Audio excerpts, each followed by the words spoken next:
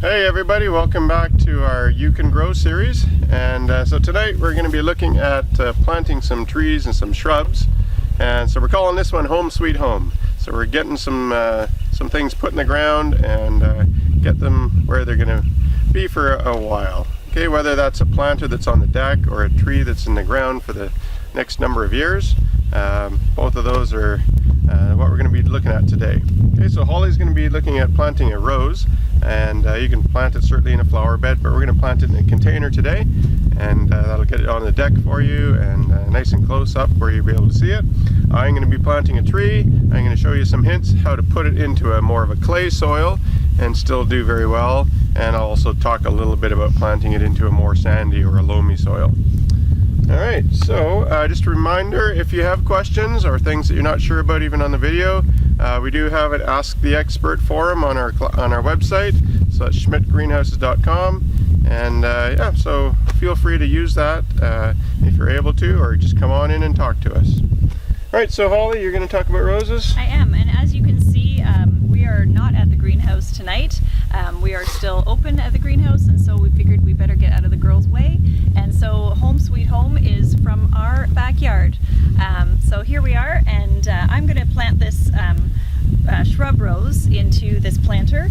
I just really prefer to have my roses close by, and so I can move it around wherever I happen to be having my morning tea, or just a nice sit out on the back deck in the great weather. And but what I'm going to do before I actually plant this beautiful little thing is trim it up a little bit, because I tried to pick a specimen actually that needed a little bit of work.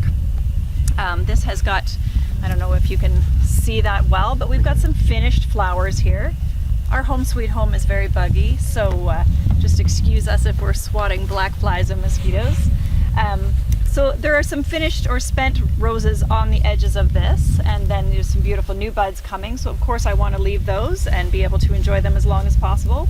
But I'm going to take these back quite a ways and let the new growth come up from where I've clipped it off.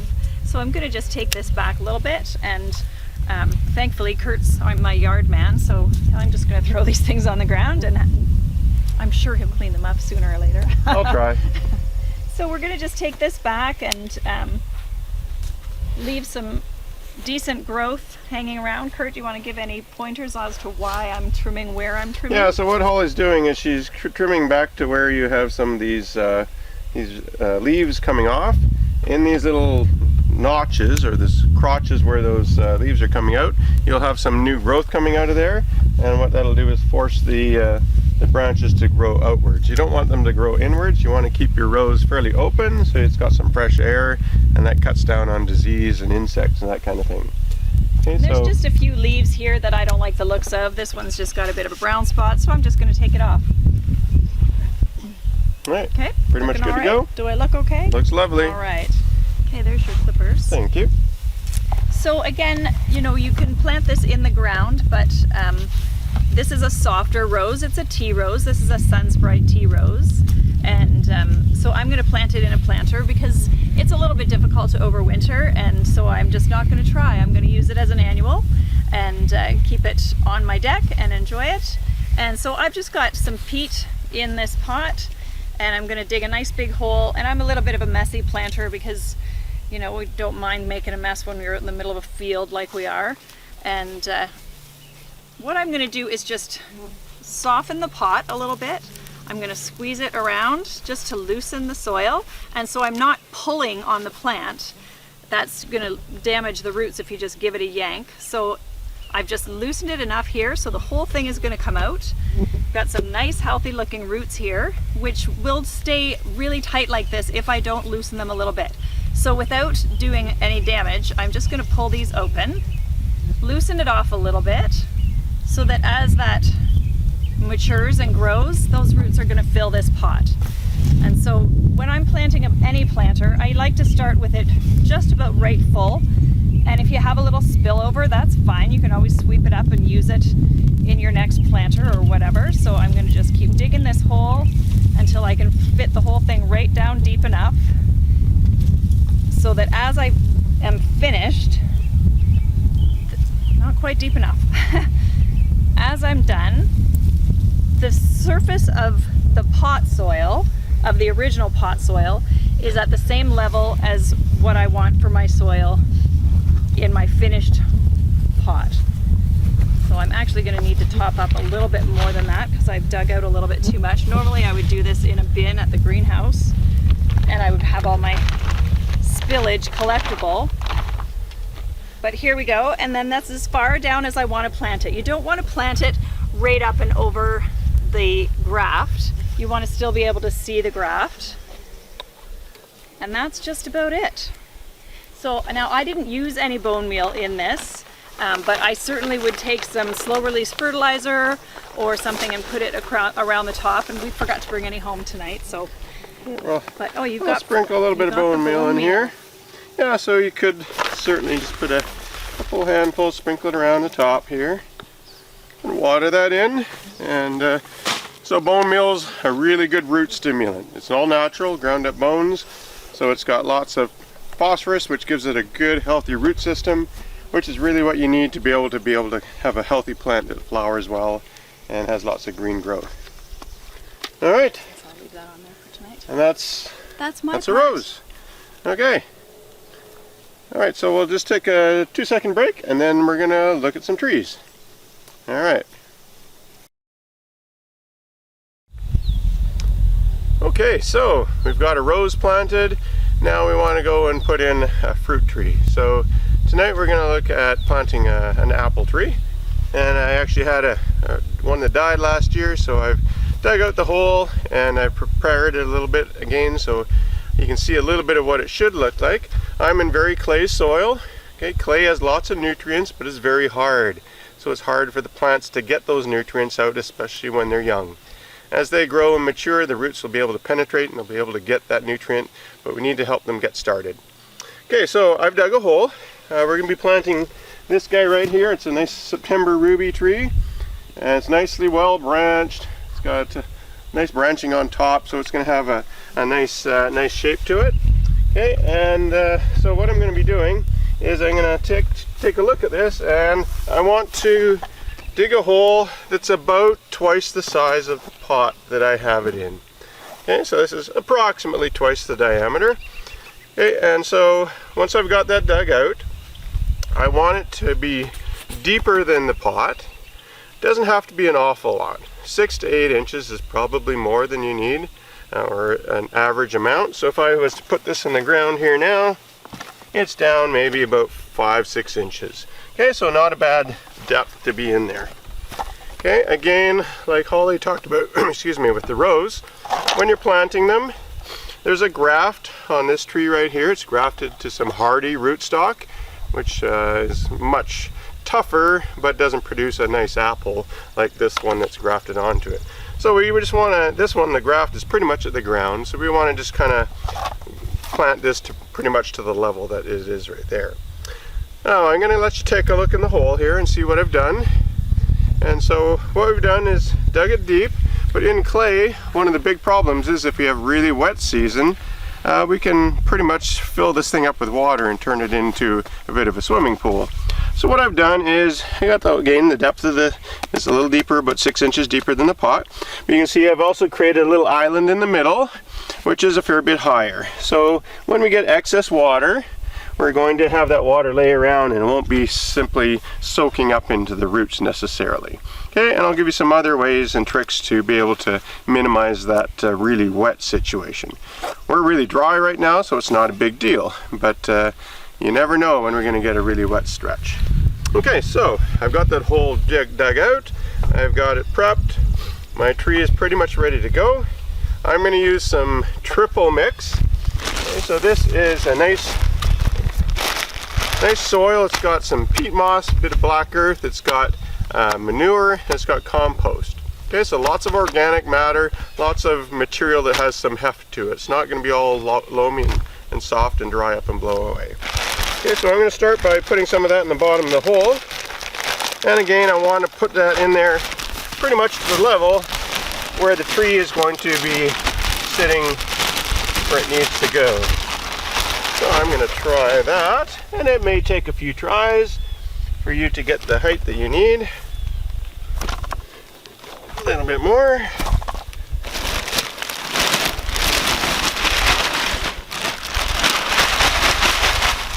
And if you put too much in, you can just push it out to the sides for the moment. Okay, so we'll try that again. And that's pretty close. I'm going to leave it down a little bit, just so that it can catch some of the rainwater. I'm on a bit of a hill here, and I want to kind of keep some of the rain as it goes down so it doesn't all run away. Okay, so most of the trees that we have come in plastic pots. There are a number that come in fiber pots. Either way, most of them will come out of the pot quite easily.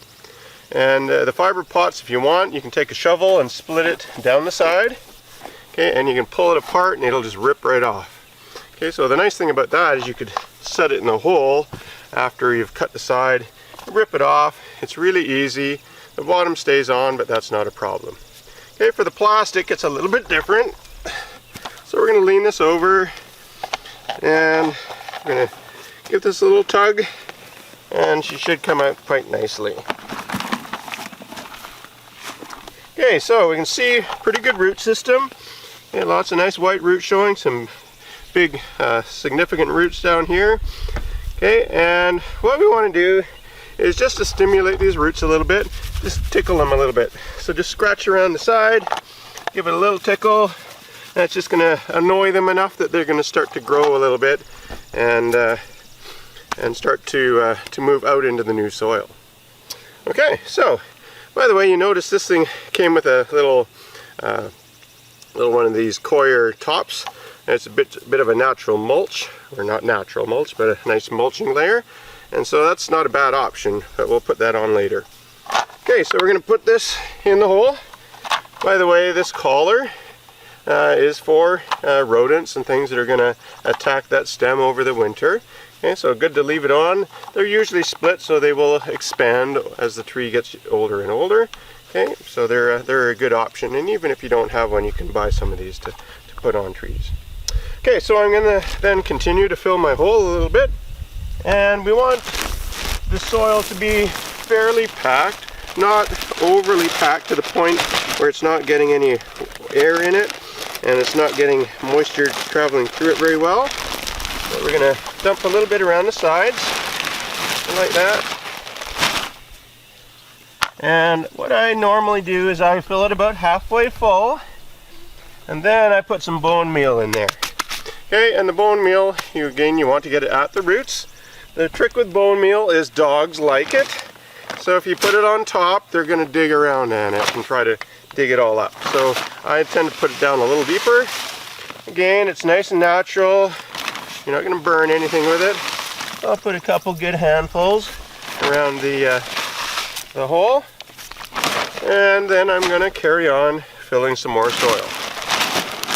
Now, as I'm doing this, I'm now going to check and see, well, is this tree level? Okay, and so before you get too far, stand back, take a look, and you can say, oh, no, I need to come this way a little bit. Okay, and at first you can just kind of wiggle it around a little bit, give it a little bit of a push, and settle it in, and take another look, see how we're doing. Need to come a little bit more. Again, we'll put some soil down there. And I think we're looking pretty good there. Alright, so we've got it kind of in the place that we want. It's mostly full of soil now. We're going to take a little more, and I'm going to just top up close to the level that I want. Now, if you are in clay, this is still a bit of a problem if it rains an awful lot. Okay, so we got a lot of black organic soil. It's going to soak up a lot of moisture. And so we need to do something a little different to deal with that extra water. Now, before I do that, I do want to, on the top, I want to compress that soil a bit. So I'm going to tamp it down, work my way around, try to get the air, any big spots where I might have had some air pockets. Okay, I don't have to dump it overly hard, but it'll also keep the tree from moving around. If the tree moves around, then the roots will loosen up from the soil and it stresses out the roots a fair bit. Okay, so got that tapped down. nice and solid. How do I keep some of this thing, or this hole, just filling up with water? I'm going to take some of the clay that I dug out of the hole. Okay, so I got some black earth, but I got some really good clay that's broken up. I'm going to take that, I'm going to put it back over the surface of the tree. And we'll just put a bunch of that in there. Some of these chunks, we can just break them up. And so what I'm doing is I'm creating a cap over the surface of the roots. And what I want to do is I want to taper it away. Okay, so I'm going to taper it away a little bit so that moisture will tend to run away from the tree rather than... Okay, so this, and then what I'm going to do is I'm going to create a little collar right in the middle here. So let me just pack this down a little bit. Okay, so we're going to pack that clay so it forms a bit of a barrier.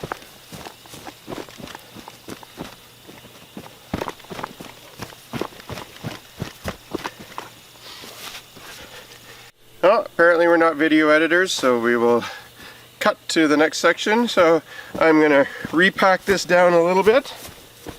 Okay, so we're going to take that clay, make sure that it's nice and solid so it creates a cap. And we're going to now have a surface where moisture is going to tend to run away from the tree. And we have a small collar around here where moisture can then still pass through. Okay, now if you're not too concerned about the bowl filling up with water, that's not a necessary step. But you know, if you have a spot where you think it's going to fill up with a lot of water very easily, you know, that little island on the bottom and this cap of clay on top will certainly make a big difference.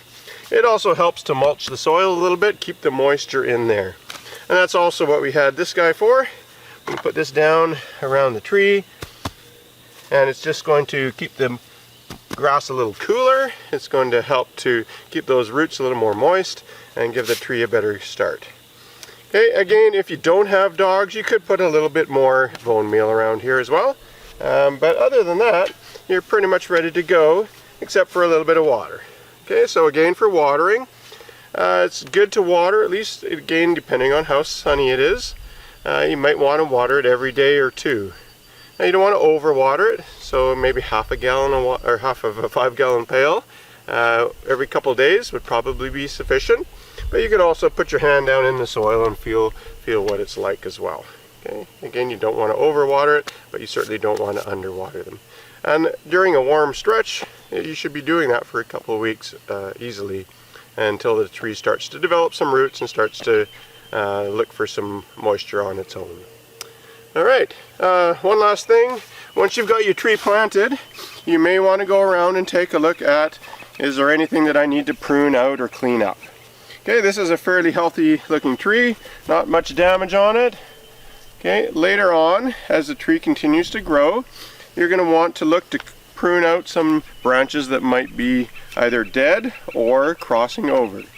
Okay, so for example, these two over here, eventually they're going to grow in together, and so I may want to prune one of these out, maybe in a year or so when I see how they're growing, and see if one's doing better than the other, or see how much the deer eat off. They'll probably eat off both of them. Okay, so there we go. Some natural pruning occurring. We got lots of deer around here, nothing at the moment.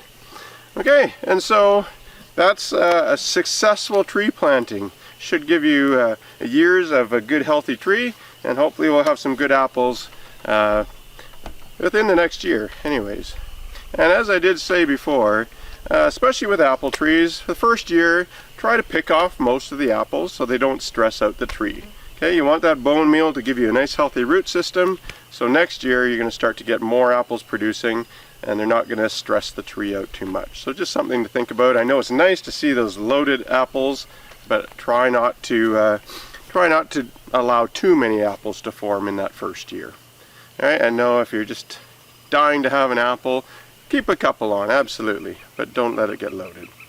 All right, I think we're pretty much wrapped up there, eh? I think so. So same thing applies for shrubs. Okay, so Bone meal is the only fertilizer we've used tonight. And really it's the only thing you need to use for trees, shrubs, perennials, a majority of what you might be planting in your beds. Okay, it's a great root starter, nice and natural. As you look maybe next year you want to get some more fertilizer, another good option is these fertilizer spikes. Get rid of that. So fertilizer spikes, you just hammer them into the ground and they break down really slowly and they just give that nice steady feed. And you can put a couple around each of these trees, basically around the drip line. So maybe one on one side and one on the other side. And that'll give you lots of nutrients through the season. All right, Holly, well, I think we've covered everything we need to tonight. I think so. All right, so, are we still going? Oh, okay. So as we wrap up, we've got at least one more video that we're wanting to do. We're going to do one on pesticides, both natural and some chemical pesticides. We're going to talk about some options for managing pests. So that'll be our next video coming up. And then we'll probably be wrapping up after that. So we've had a good time with this so far, and looking forward to at least one more, maybe two more. We'll see how it goes.